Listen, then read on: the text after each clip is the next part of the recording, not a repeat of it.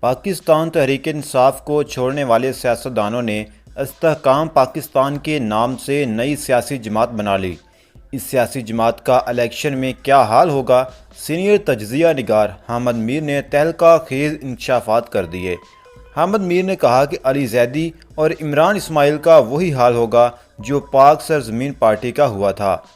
یہ لوگ جہانگیر ترین کے نام پہ اگر کھڑے ہوں گے تو ان کا حال وہی ہوگا جو پاک سرزمین پارٹی کا ہم نے دیکھا کہ کافی سارے الیکشنز میں وہ کھڑے ہوئے، ان کے جو امیدوار ہیں پاک سرزمین پارٹی کے جو امیدوار تھے، نام تو ان کا بہت تھا، لیکن جب وہ الیکٹورل پالیٹکس میں امیدوار بن کے آئے تو ان کو اتنے ووٹ نہیں پڑے۔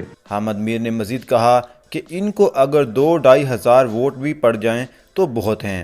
عمران اسماعیل اور علی زیدی کو اگر 2-2.5 ہزار ووٹ بھی پڑ جائیں جہانگیر ترین کے نام پہ تو بہت ہے۔ حامد میر نے مزید کہا کہ اس جماعت میں کچھ لوگوں کو شامل کرنے کا مقصد عمران خان کو ذہنی دھچکا پہنچانا تھا، لیکن میرا یہ خیال ہے کہ یہ فی الحال جو ہے یہ صرف عمران خان صاحب کو ایک ذہنی دھچکا پہنچانے کے لیے کچھ لوگ شامل کیے گئے ہیں۔